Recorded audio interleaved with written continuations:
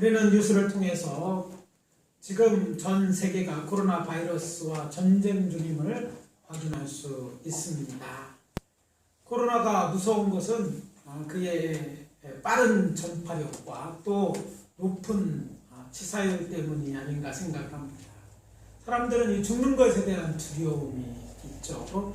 그래서 죽는 것 때문에 사람들은 이제 이 코로나가 퍼져나가는 것에 더욱더 이제 두려움을 갖고 어떻게 하든지 막아보려고 노력하고 있습니다. 많은 나라가 국경을 폐쇄하고 그들이 가진 모든 역량을 총동원해서 사투 중입니다. 안타까운 일은 그럼에도 불구하고 전 세계 확진자는 매일 약 6만 명 정도씩 늘어나고 있고 사망자도 약 5,000명이 발생하고 있다는 것이죠. 그래서 장례조차 제때 드리지 못해서 지구촌 여러 곳이 난리들입니다. 참 안타까운 일이죠. 오늘 봉독한 본문 요한복음을 읽어보면 요한복음에는 예수님께서 마지막 6월절 명절에 예루살렘에 오르기 두어 달 전부터 시작해서 십자가에 달려 예수님이 돌아가신 후에 무교들 첫날 아침 새벽에 첫날 새벽이죠. 부활하신 사건까지 죽음과 부활과 관련해서 세 개의 사건이 연달아 일어났음을 알 수 있습니다. 특히 요한은 의도적으로 이 사건을 배열해 놓는 것처럼 여겨집니다. 이 사건들은 마치 조기 20마리를 뭐라고 해요? 20마리 묶어서 기억나죠? 조기 이렇게 묶어둔 거 못 보셨어요? 네, 요새 현대인들은 한 마리씩 냉동을 파는 것만 봐요. 옛날에는요, 이렇게 냉장고 없을 때는 조기 이렇게 20마리를 묶어서 팔았어요. 한 두름이라고 그러죠. 한 두름이라고 얘기하는데, 조기 한 마리 한 마리를 지푸라기로 이렇게 엮어서 함께 이렇게 해서 한 두름으로 팔았던 것이죠. 근데 이 두름으로 이렇게 팔 때 지푸라기로 연결되는 것처럼, 지푸라기로 이제 조기 한 마리 한 마리가 연결되는 것처럼, 이 세 가지 사건들을 자세히 들여다보면 마리아라는 인물과 관련이 있음을 알 수 있습니다. 누구? 네, 일단 물어볼 거예요. 자는지 안 좋은지. 자, 마리아와 관련이 있다.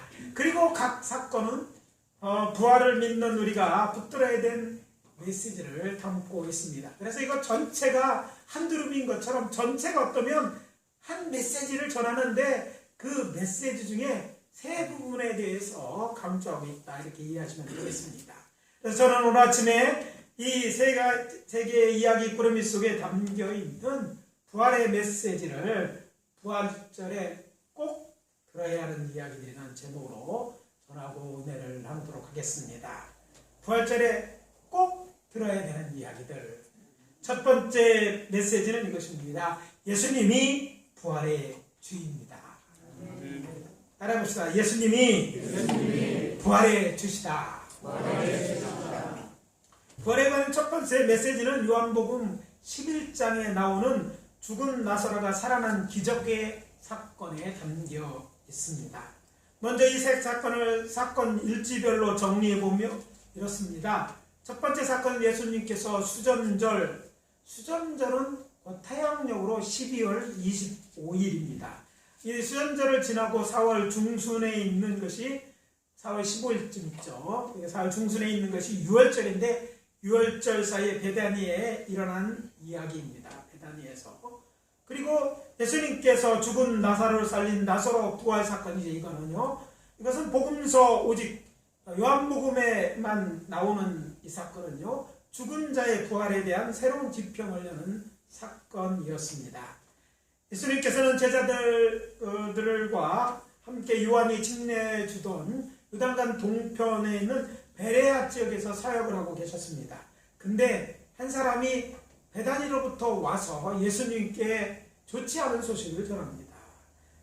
예수님의 친구였던 나사로가 병들어 죽어간다는 급한 전가를 전하는 것입니다.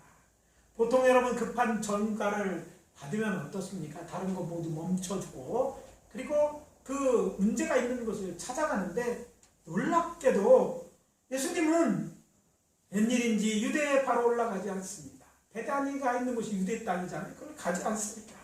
사람들은 유대에서 온 지 얼마 되지 않고 유대 예수님을 찾는 사람들이 있어서 그런 것처럼 생각은 하고 있었지만, 예수님은 아무런 말씀을 하지 않고 이틀을 그냥 거기서 더 머뭅니다. 그리고 3일째가 되어졌을 때 제자들에게 이렇게 말씀하십니다.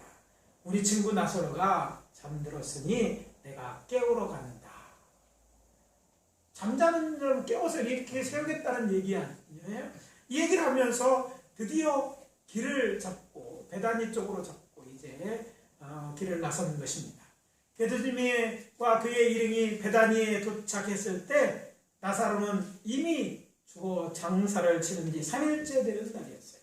유대인의 전통은 사람이 죽으면 24시간이죠. 하루 내에 장례를 치러야 됐어요.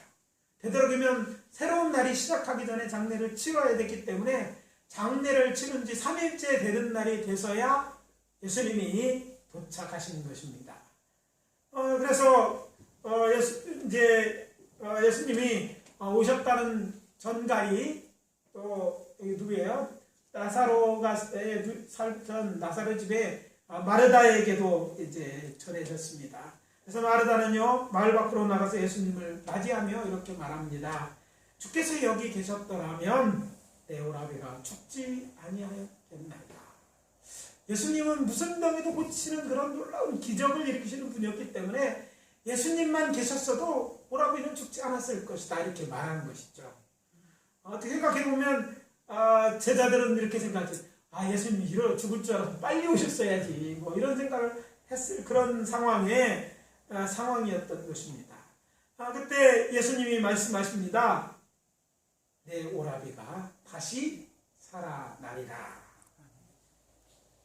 그녀는 믿기지 않는 얘기였어요. 이미 죽었는데, 이미 상황은 끝났는데 예수님이 상황 파악을 못하시는 것처럼 다시 살아나리라고 말씀하시는 것이었습니다.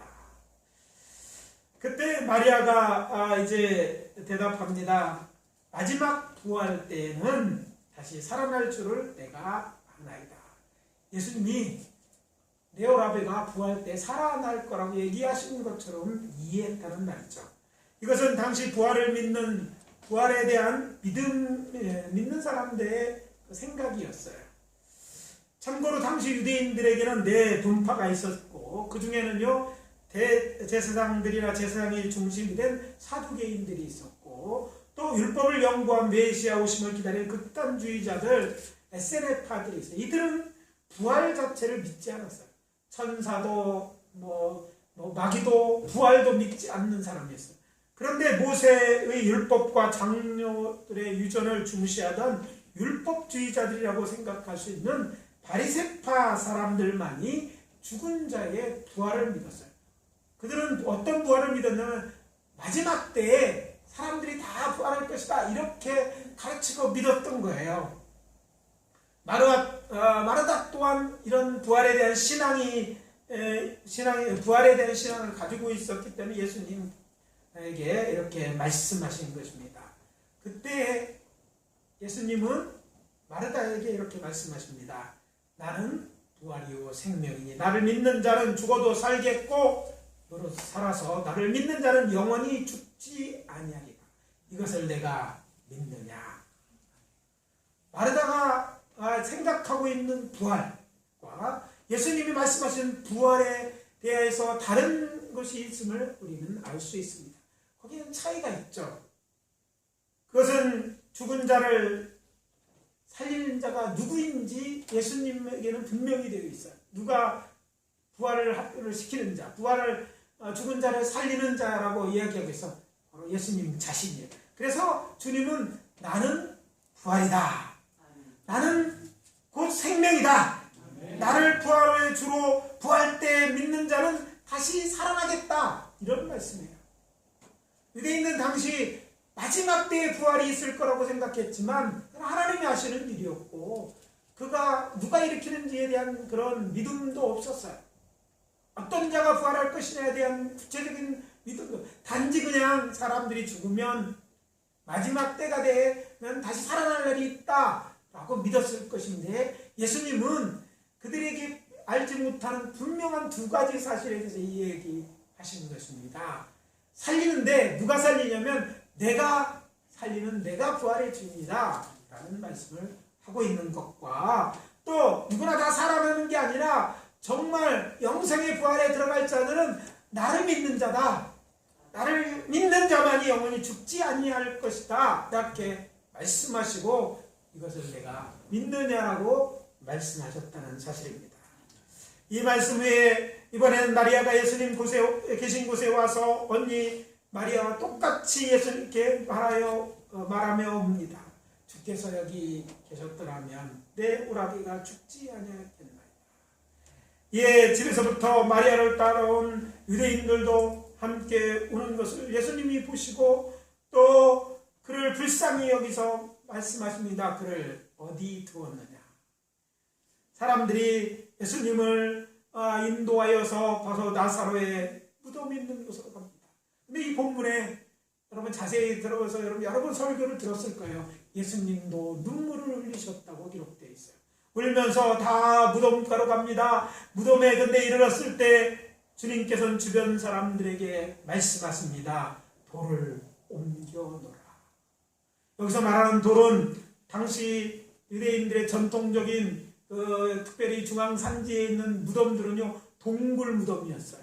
불을 파놓고 그 안에 실체를 안장하고 그 입구를 돌로 굴리거나 사각동을 밀어서 그 동굴 입구를 막는 것입니다. 그래서 가족 장례를 치르는 거예요.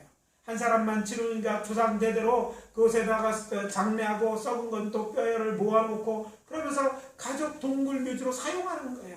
가족 납골 땅과 비슷한 것이죠. 이렇게 사용하는 것인데 그 돌문을 옮겨라고 말씀하시는 거예요. 이때 마르다가 말합니다. 죽은 지가 나흘이 되어서 벌써 냄새가 납니다. 벌써 썩어서 냄새가 나는데 왜 무덤 문을 열려고 하십니까? 그런 이야기입니다. 근데 예수님 말씀하시죠. 내 말이 너희가 믿으면 하나님의 영광을 보리라 하지 아니하였느냐. 그러니까 열면 영광을 보게 됐다 이런 말입니다. 이 말씀 듣고 사람들이 돌을 이제 옮겨놓습니다. 그러자 예수님은 하늘 아버지께 감사하며 기도합니다. 아버지께서 나를 보내신 것을 그들로 믿게 하려 합니다. 라고 기도한 이유에 대해서 말씀하신 후에 무덤 속을 향하여 큰 소리로 나사로를 부르며 말씀하십니다. 나사로야 나와라. 아멘. 죽은 자를 향하여 외치는 것입니다. 그런데 놀라운 일은요, 이렇게 외치는 건 누구나 할 수 있어요. 사기꾼도. 근데 이런 외침이 구란에 선포되어졌을 때 죽은 나사로가 수목을 베어 동인 채로 나왔다고 성경은 이야기합니다. 유대인의 장례는요, 우리하고 좀 비슷합니다. 염할 때 입관하기 전에 그 몸을 이렇게 배로 가리는 것은 다 가리고, 우리가 드리는 것은 얼굴 부분을 감는 건 아닙니다. 얼굴들은 수건으로 덮고 나머지 부분을 다 이렇게 감싸는데 그 동인 모습으로 나오는 거예요. 아마도 이 안에는 정막이 흐르고 시간이 걸렸을 거예요.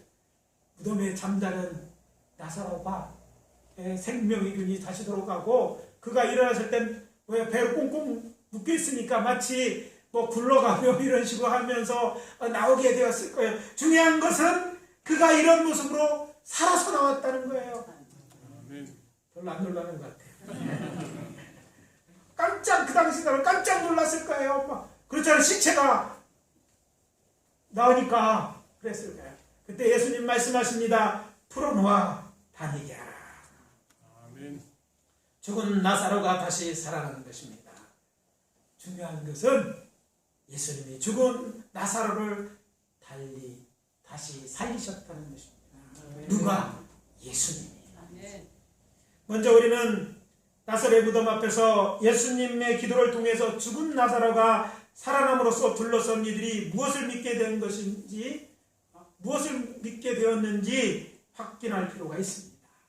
예수님이 여호와 하나님의 아들이시잖아요. 하나님께 아버지라고 기도했어요. 하나님을 아버지로 부를 수 있는 사람은 아무도 없습니다. 친아버지처럼 진짜 요즘 우리가 하나님 아버지 이렇게 부르지만 그런데 예수님은 자신의 친아버지라고 이렇게 부르신 걸 통해서 그런데 그 하나님이 그런 기적을 일으키셨다. 그러면 그 아들이 사기꾼이 아니잖아. 진짜 하나님의 아들인 것을 우리가 확인할 수 있습니다. 또 무엇입니까? 하나님께서 예수를 세상에 보내셨다. 이 일을 하셔서 영광을 받고자 보내셨다는 사실을 우리는 이 사건을 통해서 알게 되는 거예요. 그리고 예수님께서 마리아에게 말씀하셨던 것은 내가 믿으면 하나님의 영광을 보리라 하셨는데 마리아가 목격한 것이 무엇입니까? 자신의 죽은 오라비가 살아나는 기적을 본 것입니다. 그러니까 하나님께서 죽은 나사로를 다시 살리심으로 부활, 곧 부활한 새로운 부활한 모습을 보임으로 자신의 영광을 나타내시는 거예요. 하나님이 나사로를 살리심으로 영광을 받으신 거예요. 그렇잖아요. 하나님만이 하실 수 있는 것이 죽은 자를 살리는 것입니다. 마귀가 못하는 게 뭘까요? 다른 건 다 하는데 죽은 자를 살리지는 못합니다. 근데 하나님은 죽은 자를 살릴 수 있는 하나님이십니다. 하나님이 행하셨기 때문에 죽은 자가 살아나고 그래서 하나님이 영광을 받으시는 것입니다. 그렇다면 언제 이런 일이 일어났습니까? 예수님께서 저를 일으키셨을 때 저가 죽은 자 가운데서 살아난 것입니다. 이것은 예수님이 우리의 구원자 곧 죽은 자를 다시 살리는 구주 부활의 주로 믿어야 되고 또 그런 믿는 믿음을 통해서 영광을 나타내신다는 것을 보여주는 것입니다. 그래서 말씀드립니다. 우리가 믿는 예수는요 부활의 주이십니다. 네. 이것이 타 세상에 말하는 주인들과 어떤 종교 지도자들과 전혀 다른 거예요. 부활의 주 되시는 분은 예수님 한 분밖에 없습니다. 이 사실을 굳게 믿는 저와 여러분 되어주시기를 예수 그리스도의 이름으로 축원합니다.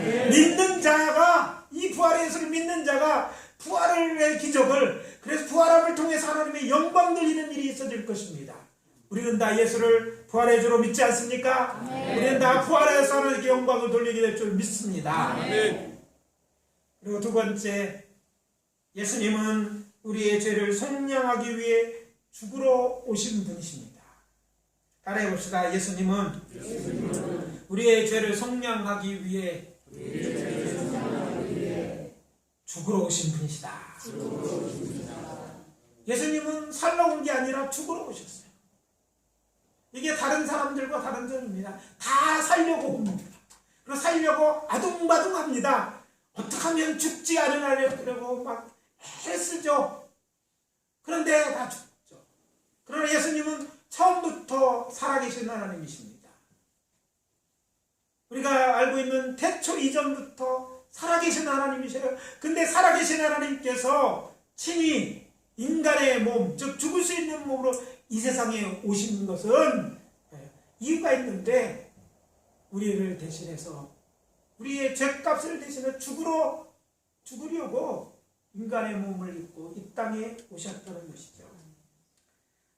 부활에 대한 두 번째 메시지는 요한복음 12장 1절과 8절에 기록되어 있는 식사 자리에서 한 여자가 향유값을 깨뜨리고 예수님의 발에 바른 사건에 담겨져 있습니다.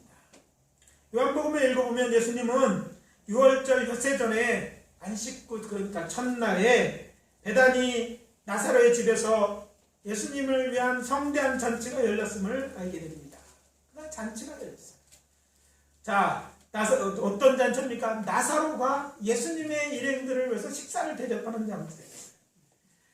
자, 예수님이 나사로를 살려주셨으니까 살려준 그 은혜가 고마웠는데 예수님이 이제 마침 6월절 엿새 전에 예루살렘에 오신 거예요. 얼마나 기다리고 보고 싶었고 뭔가 대접하고 싶었을 거 아닙니까?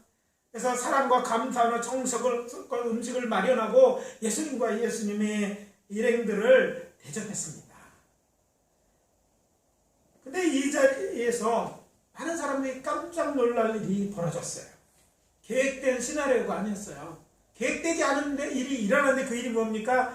예수님이 이제 주민이지 않습니까? 그래서 둘러 앉았는데 제일 가운데 앉고 그 옆에 그 초청한 나사로가 앉고 예수님의 제자들과 함께 앉아서 식사를 하고 있는 가운데 나사로의 동생이었던 마리아가 향유옥합을 들고 나왔어요. 근데 성경에 보니까 값비싼 나드 향유 한 근이 들어있는 옥합을 가지고 나와서 그들이 지켜보는 가운데 예수님의 발에 향유를 붓는 것입니다. 그리고 자기의 머리털로 예수의 발을 닦는 것이 아닙니까? 방 안에 향기가 가득했습니다. 자, 이 향기를 맡으면서 성경에 보니까 야, 향기 좋다 한 사람은 아무도 없어요. 우리 같으면 이게 뭔 향기야? 뭐 이렇게 했을 텐데 사람들이 수군거리기 시작했어요. 예수의 제자 중에 샘이 발고 이게 뭔지 착 아는 센스 바른 한 사람이 있었죠. 그 사람은 누굽니까? 가룟 유다였어요. 탁 보니까 이건 비싼 나드 향이야. 그래서 머릿속에 탁 샘을 잘하는 사람들, 특히 상고 출신이나 이런 거 사람들은요 그냥 자동적으로 계산이 됩니다. 이거 나도 좀 황금쯤 되네? 그러면 뭐 금방 생각해. 계산하고 따지면 얼마 되겠다. 답이 나왔죠. 성경에 가룟유다가 딱 그 답을 얘기합니다. 이 향유를 어찌하여 300데나리온에 팔아 가난한 자에게 주지 아니하였느냐. 딱 보니까 이거 한 옷가 이 정도면 300데나리온쯤 되는 건데 이 비싼 향유를 그런데 값없이 허비하느냐 이런 말을 하는 거예요. 당시 젊은 한 사람의 하루 품삯이 한 데나리온이었어요. 그러니까 여러분 생각해요. 하루 일당이 한 데나리온이니까 300데나리온이면 300일 일한 만큼을 일한 돈을 모은 돈을 줘야지 이걸 살 수 있어요. 그럼 엄청나게 비싼 거잖아요. 하루 일당 요새 얼마 주는지 모르겠어요. 제가 좀 많이 주고 싶은데 한 10만 원이라고 칩시다. 10만 원이라면 얼마쯤 되는 걸까요? 3천. 이용규선 계산도 잘하시네. 네, 3천만 원. 10만 원 한 단툭자라서 5만 원. 5만 원만 해도 1,500만 원이에요. 여러분 이 가룟유다가 이 말한 거 이해가 가지 않아요? 이거를 그냥 그것도 예수님의 딴 데 바른 게 아니에요. 발에 붓고 머리털로 씻어서 뭐 해본 거예요? 날려버린 거예요. 이런 광경이 벌어진 거예요. 그때 예수님이 말씀하십니다. 물론 이 말 한마디에 분위기가 썰렁해진 가운데 예수님이 이렇게 말씀하십니다. 그를 가만두어 나의 장래할 날을 위하여 그것을 간직하게 하라. 가난한 자들은 항상 너희와 함께 있거니와 나는 항상 있지 아니하리라. 이렇게 말씀하십니다. 탈무드에 보면 식사 중에 향유를 머리에 붓는 것은 일반 환대의 풍습입니다. 만약 이거를 환대하는 의도였다면 다른 곳에 보면 예수님 환대에서 향유를 머리에 바른 기록도 나오지만 마리아는 요한의 기록대로는 마리아는 어떻게 돼요? 이 향유 일부를 갖다가 머리에 발라드리는 것으로 하면 충분한 것이었어요. 그런데 놀랍게도 이 향유를 마리아는 어디에 부었어요? 예수님의 발에 부었어요. 환대한 의도보다는 다른 의도로 좀 보이는 거예요. 우리가 그 대를 놓치지 말아야 돼요. 발에 붓고 머리털로 쓰시는 여인들에게서 머리털은요 가장 소중한 것 중에 하나이죠. 젊은 사람들 잘해야 돼요. 머리를 하고 어떻게 하고 있느냐, 머리털 이걸 잘해야 돼. 잘못하면 혼나요. 여자는 귀하게 생각하는 머리털이에요. 남자도 머리 빠지면 되게 신경 쓰는데 이 머리털에는 특별한 의미예요. 특히 젊은 여자들에 대해서 그건데 그것으로 예수님의 발을 문지르는 거예요. 근데 이런 정말 이건 환대하는 정도가 아니라고 생각할 때 그런 일을 한 거예요. 그런데 그것에 대해 예수님이 뭐예요? 그런 행위가 자신의 장래를 예비한 것이라고 인정하신 것입니다. 시체의 향유를 부르는 풍습은 헬라 시대 이후에 나타난 것입니다. 시체가 썩는 내를 중화시키기 위해서 사용하셨는데 이때 몸 전체를 바릅니다. 그러니까 발에 향유를 바른다. 언제 때나 해야 될 일입니까? 죽었을 때 시체에게 하는 일인데 그 일을 마리아가 한 것으로 요한은 그 부분을 붙잡고 기록하고 있는 것이죠.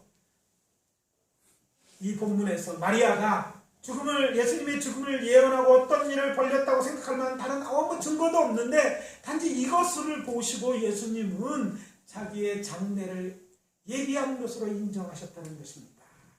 사실 예수님은 자신이 죽임당하고 죽은 자 가운데 다시 살아날 것을 여러 번 말씀하셨어요. 변화산에서 내려올 때 마태복음 17장에 있죠. 말씀하셨어요. 제자들은 뭔 뜬금없는 얘기 같은 얘기처럼 들었습니다. 그리고 갈릴리에서도 마태복음 17장에 보면 얘기하셔요. 내가 죽었다가 다시 사는 얘기를 합니다. 또 예루살렘에 올라가는 길에서도 마태복음 20장에 주님은 내가 죽임당하고 제3일 만에 살아나리라 얘기했어요. 그런데 본문을 이런 기록을 딱 보면 반응이 아무도 없어요. 믿겨지지 않는 것이었어요. 죽었다가 사는 것도 이해가 되지 않는 거예요. 3일 만에 산다. 아니 어떻게 해요? 우리는 목숨을 걸고 예수님 안전을 지켜야지 이렇게 각오했었는지 모르는데 예수님의 본뜻을 이해하려고 하지 않았어요. 알지 못했어요. 그런데 누구도 귀담아듣지 않았는데 마리아가 이런 일을 행했을 때 예수님은 내 장례를 예비했다고 이 모든 것이 자신의 장례와 관련있고 그리고 그것은 다시 이어져서 다시 살아가는 부활로 이어진다는 것을 암시하고 있다는 사실입니다. 이것들은 모두 예수님 스스로 자신은 죽임당할 것을 예견한 그런 말씀들입니다. 그런데 이상하지 않습니까? 예수님은 마치 자신이 죽어 마땅한 자처럼 계속해서 말씀하고 계시다는 거예요. 사실 예수님은 죄 없으시는 의인이기 때문에 죽을 수 없는 분이셨습니다. 비록 인간의 몸을 입고 오셨다 할지라도 죄가 없으시니까 죽을 수 없었죠. 왜냐하면 죄에 대한 성경의 정의는 이렇습니다. 죄의 싹은 사망이다. 로마서 6장 23절입니다. 누구든지 죄 때문에 죽는 거예요. 죄의 결과로 죽는 거예요. 아담과 하와가 죄의 짐으로 결국 죽지 않았습니까? 이 절대 진리에서 비춰볼 때 예수님은 죄가 없으시기 때문에 죽으실 수 없는데 죽는 얘기를 계속해서 하시고 계시다는 사실, 자신이 죽어 장례를 치르기를 얘기하셨다는 것은 다른 의도가 있다는 걸 우리가 알아채야 된다는 거예요. 예수님은 자신의 죽음의 이 대속의 죽임을 저들이 알기를 원했던 거예요. 죄 때문에 죽는데 그 죄는 자기 죄가 아니라 세상 사람들의 죄를 지고 자신이 죽어야 된다는 이 메시지를 전하고 있는 것입니다.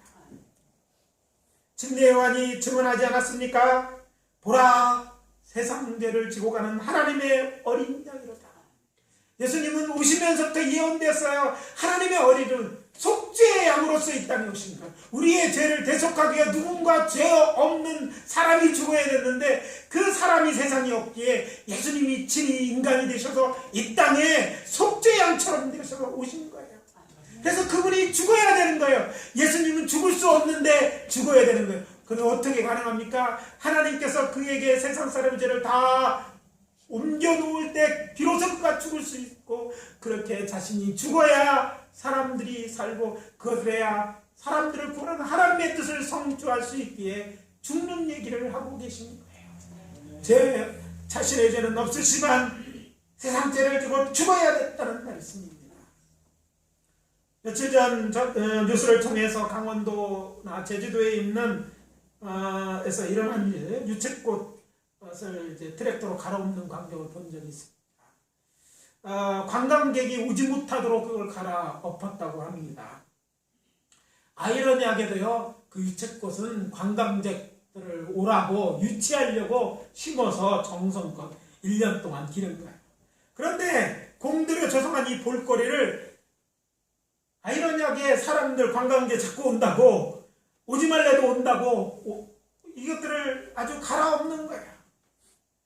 지역민들이 그것도 나서 하는 일을 볼 때 좀 우리의 마음도 아픈데 그들의 마음은 어땠을까 하는 생각을 갖게 되었습니다. 여러분도 안타까운 마음이 들었을 거예요. 그런데 저분들이 그렇게 할 수 있었던 이유가 뭘까? 부활과 생각하면서 이런 생각이 들었어요. 왜 저들은 이렇게 꽃은 내년에 다시 심으면 된다. 이렇게 알고 있었어요. 올해 못 보지만, 관광객 올해는 올 수는 없지만, 그러나 이거는 뭐 꽃이라고 뒤집어 엎으면 돼. 내가 살아야지. 내년에 다시 꽃을 심으면 그때 또 하면 되잖아. 이런 생각을 가지고, 그러니까 다 갈아엎은 거예요. 생각해 봅시다. 살아가면서 다시 갈아엎는다고 뭐 다시 알 수 있는 것입니까? 아니잖아요. 부활절 아침 주일학교에서 선생님이 아이들에게 묻었습니다. 여러분 어떻게 해야 부활할 수 있죠? 한 아이가 손을 들고 대답했습니다. 죽어야 해요. 선생님이 기대한 단서는 예수 믿어야 돼요. 뭐 이런 말이었는데 얘가 죽어야 된다. 근데 그 말이 틀린 말이 아닙니다. 산 사람은 죽어야 부활할 수 있는 거죠. 그렇습니다. 예수님 자신이 세상 죄를 죄를 지고 죽어야만 세상 사람들이 다시 살 수 있는 것이죠. 예수님은이나 하나님은 세상 사람이 다시 살기를 원하십니다. 그렇기 때문에 예수님은 그 바람 때문에 자신이 죽을 것을 이야기하고 계신 거예요. 죽어야 된다. 이어지는 요한복음 12장 24절입니다. 한 알의 밀이 땅에 떨어져 죽지 아니하면 한 알 그대로 있고 죽으면 많은 열매를 맺느니라.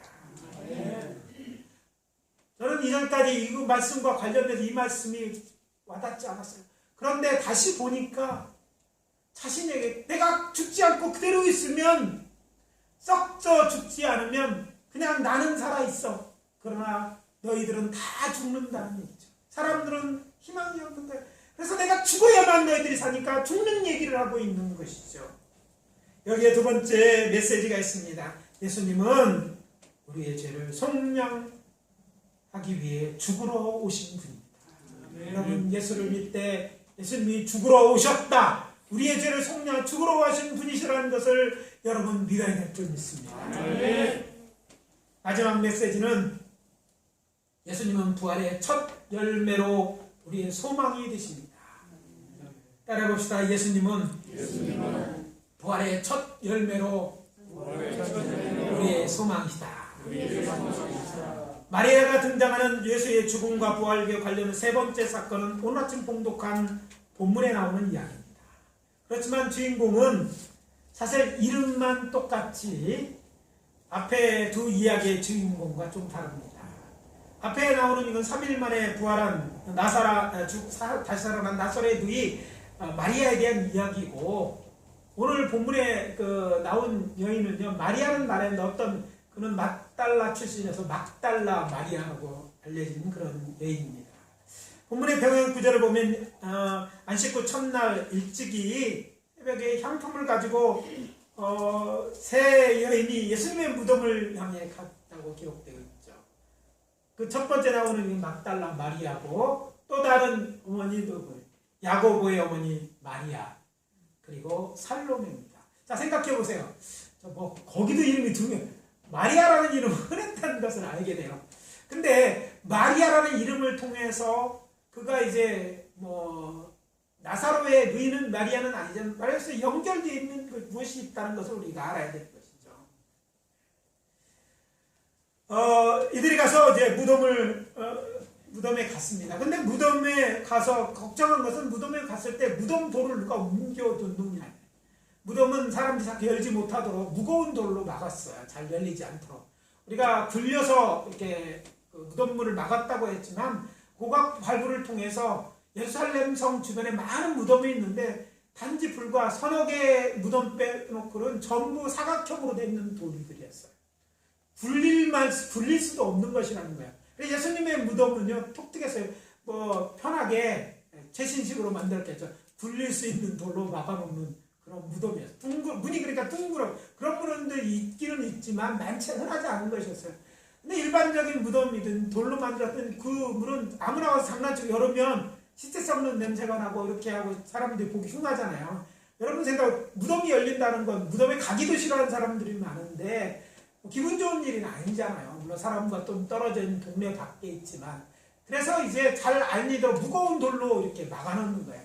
장례 때 되면 젊은 사람들이 힘을 다해서 이걸 밀고 또 장례를 치고 닫아놓는 것인데, 여인들이 올라오면서 걱정스러운 일은 보니까 뭐 여인들 그때나 물론 오늘날 여인보다 팔뚝은 좀 더 굵었을 것 같아요. 백돌질 하느라고 우리 성서지리 공부할 때 그랬잖아요. 현숙한니 그렇다 치더라도 쉬운 일이 아니었어요. 누가 이걸 올려줬어요? 걱정하며 왔는데 열려있는 거예요. 할렐루야. 여러분 같으면 했을지 모르지만 열려있으니까 더 걱정이 되는 거예요. 왜? 혹시나 하는 생각이 들지 않아요? 근데 확인해 보니까 비무덤이 비어있는 것 같아요. 그 여인은 급하게 이제 제자들이 있는 곳에 이 사실을 알립니다. 그래서 제자들이 어떻게 베드로와 요한이 막 달려오죠. 확인해 보니까 들어가서 이제 남자 좀 담대했던 것 같아. 안에서 본 게 밖에서 본 게 아니라 안에 들어가서 이제 찾아보는 거예요. 그런데 이상한 일은 예수님의 얼굴을 싸고 있던 그 수건은 그대로 있고, 그 다음에 예수님의 몸을 싸던 세마포는 그대로 있는데 예수님의 정작 시신은 없는 거예요. 이상한 생각이 들었어요. 여러분 이게 이상할까 생각하면 무덤에 있어야 될 그 시신이 없는데, 자 생각해 보세요. 예수님이 칼을 가지고 이렇게 세마포를 다 찍고 이렇게 나오셨겠어요? 아니잖아요. 영혼이 빠져나오면서 이제 새로운 부활의 옷을 입었을 거 아니에요. 육신이. 세마포는 그대로 있는데 사람만 없는 그런 일이 일어나는 거예요.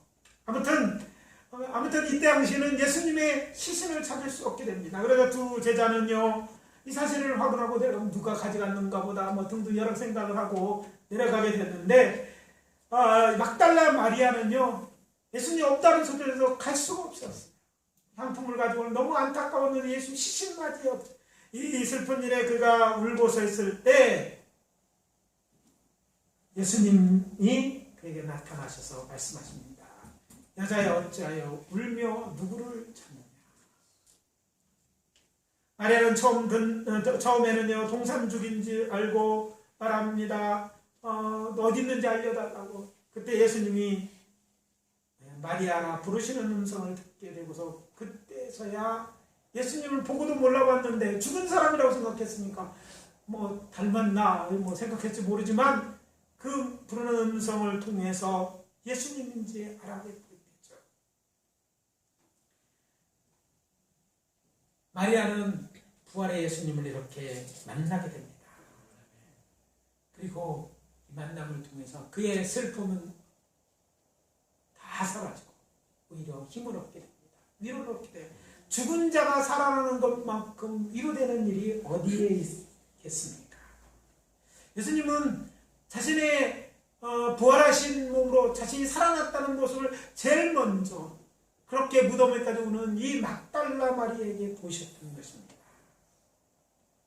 예수님께서 사망 권세를 깨뜨리고 무덤에서 부활하시는 것입니다. 부활의 첫 열매가 되신 것입니다. 여기에 담긴 마지막 메시지를 전합니다. 예수님은 부활의 첫 열매로 우리의 소망이 되십니다. 저는 지난 월요일 아침에 제가 섬기던 동대전복음교회에 섬겼잖아요. 최배영 목사님의 사모님이시고 또 한때는 저의 직장 상사이기도 했던 이복실 사모님이 80세의 기로 소천하셔서 3일 동안 장례를 치렀습니다. 그러고 보니까 3월부터 한 주에 한 번씩 3번을 거쳐서 장례식의 말씀을 전했어요. 한 주 장례 치르고 한 주 쉬고 다음 또 장례 나고 또 이번 또 3번째 이렇게 장례를 치르게 됐습니다. 이렇게 해서 다 저와 다 친분이 있는 분이고 우리 교우고 또 함께 했던 분이기 때문에 이 장례를 제가 이제 주간으로 말씀을 전했는데 이 장례를 전하면서 이번 말씀을 준비해 생각한 것이 있습니다. 물론 저만 말씀을 전한 것은 아니에요. 예배 때마다 저도 말씀을 전하고 다른 목사님들이 이제 예배를 다 인도하고 그랬는데, 근데 각 다른 저였지만 그러니까 본문이 다르고 전하는 사람들은 다르고 또 듣는 사람도 달랐지만 저를 비롯한 설교자 모두가 부활에 대해서 설교했습니다. 부활절이 아니라 아마 장례식에 거의 모든 그 믿는 자의 장례식에 목회자들은 부활을 전하죠. 부활의 소식을 전합니다. 왜입니까? 죽은 자에게나 세상에 남겨진 유업에 부활 말고 저들을 위로할 말이 없기 때문입니다. 죽은 자의 부활에 대해서 좋으신 우리 하늘 아버지께서 예비하신 영혼의 천국에서 다시 만날 소망을 말할 때 비로소 위로하고 또 위로받을 수 있었습니다. 만약 우리에게 부활이 없다면 어떻게 위로받고 위로할 수 있겠습니까? 죽음 앞에서 아마 없을 것입니다. 부활은 죽을 수밖에 없는 인생의 유일무이한 소망입니다. 아직도 예수를 믿지 않고 살아가는 사람들은 이 말을 들려주었으면 좋겠습니다. 당신은 언젠가 죽게 될 것이고 그때 지옥 가게 될 것입니다. 조심스럽게만 해야 되죠. 그러나 사실 언젠가 이 죽음에 대한 이야기를 하지 않고는 저들이 예수에 대해서 관심을 기울이지 않아요. 부활을 말해야 돼요. 그러면서 단테 신국에는 지옥편에 보면 지옥문에 새겨진 글자 얘기 좀 해줬으면 좋겠어요. 거기 이런 얘기가 기록되어 있습니다. 여기 들어오는 너희는 모든 희망을 버려라. 예수를 믿지 않고 죽으면 지옥에 가는데 지옥문에 이런 글씨가 쓰여 있을 것이라고 상상해서 그가 기록해 놓은 것입니다. 여기 들어오는 너희는 모든 희망을 버려라. 지옥은요, 소망이 없는 것입니다.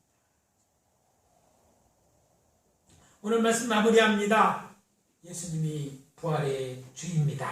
아멘. 예수님은 우리의 죄를 속량하기 위해 죽으러 오신 분입니다. 아멘. 예수님은 부활의 첫 열매로 우리의 소망이 되십니다. 아멘. 그래서 우리 큰 소로 우리는 이 부활절을 부활을 노래합시다. 그래서 우리 찬송가 161장 같이 찬양합시다. 할렐루야 우리 예수. 먼저 찬양해 봅시다. 아까 남자전도에 나오셔서 특송해 주셨는데 그 우리 1장만 한 절만 우리 특송하고 축도함으로 예배를 마쳤으면 좋겠습니다. 161장입니다. 설교 말씀을 기억하시고 또 부활의 주님을 생각하면서 이 찬송을 힘있게 찬양하도록 하겠습니다. 할렐루야 우리 예수 부활성